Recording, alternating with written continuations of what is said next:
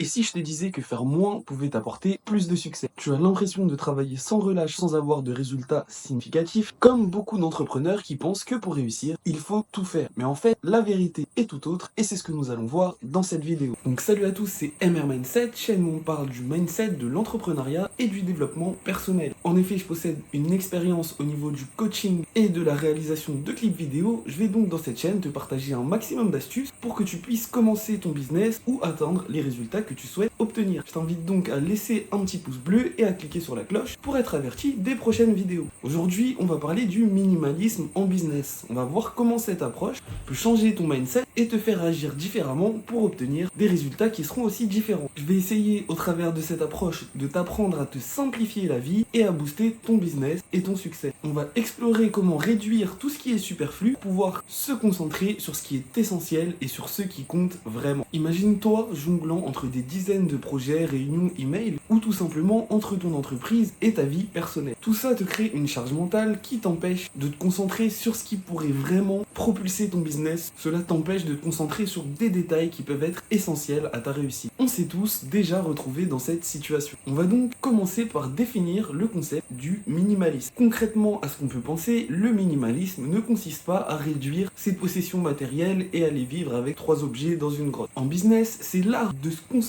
sur ce qui a vraiment un impact réel et de concentrer ses énergies au bon endroit. On pourrait dire en fait que c'est de travailler de manière plus intelligente et pas nécessairement de travailler plus dur. C'est une approche qui est concentrée sur l'essentiel et dans laquelle chaque action va compter profondément. Pour t'illustrer un peu cet exemple, je vais prendre celui de Steve Jobs. Lorsqu'il est revenu chez Apple, pour redresser la barre, il a éliminé la majorité des projets en cours pour se concentrer uniquement sur quelques produits phares, ce qui a fait exploser Apple en termes de résultats et d'innovation. Je vais maintenant te présenter les autres avantages d'appliquer cette méthode en business. Dans un premier temps, le minimalisme t'apporte de la clarté. Quand on se débarrasse du superflu, on a une vision claire de ses priorités. Je le dis tout le temps, pour réussir, il faut avoir un objectif. On peut comparer ça à un bureau qui est tout propre, désencombré, qui va nous aider à réfléchir plus clairement et qui va nous donner envie de travailler. Alors que si c'est le bordel, et bah tu vas dire oh je le ferai plus tard, etc. Tu auras beaucoup plus tendance à procrastiner. Donc nettoyez votre esprit et ayez des pensées claires. Ainsi tu vas pouvoir améliorer ta productivité. Le minimalisme te permet de dédier ton énergie aux tâches qui comptent vraiment. Plutôt que de faire 10 000 choses en même temps ou de gérer plein de projets à petite valeur ajoutée, concentre-toi seulement sur une ou deux choses qui vont avoir un fort impact sur ce que tu es en train de faire et qui vont te faire atteindre une autre sphère. Enfin, le minimalisme te permet aussi de réduire ton stress. C'est un problème qu'on rencontre beaucoup aujourd'hui. Parce qu'en limitant tes engagements, tu vas aussi réduire ta charge mentale. Donc ton stress et tu auras plus de temps pour réfléchir aux décisions qui sont vraiment essentielles. N'oubliez surtout pas l'impact de la santé mentale et du mindset dans la réussite. C'est un petit peu de ce côté-là que j'oriente aussi cette chaîne. Parce qu'on a beau ramer très vite, si on ne sait pas où on va, et bah on finira par aller nulle part. On va maintenant aborder le côté pratique pour pouvoir appliquer ce mindset concrètement à son entreprise. Il va falloir commencer par faire comme une société et faire un audit de tes activités. Quelles tâches, projets ou processus sont vraiment essentiels pour toi et ton développement, ainsi que pour le développement de ton entreprise. Tu peux essayer de te poser la question, si je devais supprimer la moitié des activités que je fais dans la semaine, lesquelles est-ce que je garderais et quelles sont celles qui ont le plus de valeur? Tu pourras comme ça voir ce qui est essentiel pour toi. Dans un second temps, je t'invite à éliminer les tâches inutiles en utilisant la loi de Pareto, celle du 20-80. Souviens-toi que 20% des efforts produisent 80% des résultats, ou à peu près en proportion. Identifie donc les 20% les plus importants pour te concentrer dessus. Tu verras que ta courbe de progression va nettement augmenter. 2 points très importants, savoir dire non et bien gérer ses priorités. Je t'invite aussi à automatiser et à déléguer. Je sais que c'est parfois difficile de faire confiance, mais pour te concentrer sur les choses qui sont essentielles, sur les points où tu as le plus de valeur ajoutée, tu vas devoir déléguer et automatiser ce qui peut l'être. Utilise des logiciels d'IA, sous-traite certaines tâches, mets en place des processus qui te feront gagner du temps. Ainsi, tu seras toujours dans une optique minimaliste et toute ton énergie sera dédiée aux points qui sont essentiels à ton entreprise. Enfin, cela te permet de te concentrer sur le corps de business, d'être concentré sur le cœur de ton activité, sur les éléments qui te distinguent de la concurrence et de ceux où tu vas apporter le plus de valeur ajoutée. On va maintenant prendre l'exemple d'un cas réel. L'entreprise Basecamp, c'est une entreprise qui prône le minimalisme dans sa structure et la gestion de ses projets. Jason Fried insiste sur la simplicité des processus, ce qui leur a permis de rester agile et de s'adapter aux problématiques de manière efficace. On peut prendre en contre-exemple ici l'État français, à qui on reproche d'être beaucoup trop administratif et à qui on reproche le nombre de démarches qu'on doit effectuer avant de pouvoir faire quelque chose. Je te prends également mon exemple. Avant, je voulais faire des prods et des clips en même temps, simplement. J'ai dû développer une activité, puis après, j'ai eu le temps de me concentrer sur l'autre. Chaque chose en son temps. Il faut d'abord rester concentré sur ce qui est essentiel jusqu'à ce qu'on puisse déléguer et avoir assez de temps pour se concentrer sur une autre tâche. Je te conseille donc pour débuter de tout simplement simplifier ton environnement, d'avoir un seul outil pour pouvoir gérer toutes tes tâches. Tu as par exemple des applis qui te permettent de gérer ton budget mais aussi tes comptes bancaires, alors que si tu as 3 comptes bancaires dans 3 banques différentes, eh bien tu vas perdre 3 fois plus de temps. Prends également une feuille où tu noteras ce que tu fais chaque semaine et en fin de chaque semaine, fais un tri de ce qui a été utile ou pas, de ce qui t'a apporté de la valeur ajoutée. Tu vas pouvoir garder uniquement les choses qui te sont les plus utiles. Conclusion, se concentrer sur l'essentiel est la clé pour bâtir un business qui sera florissant dans le temps. Adopter le minimalisme, c'est choisir de prioriser sa santé mentale et son succès sur le long terme. Si cette vidéo t'a plu, je t'invite à télécharger la formation gratuite que tu retrouveras dans le lien qui se situe juste en dessous. Pense bien à appliquer pour avoir un maximum de résultats et on se retrouve dans une prochaine vidéo.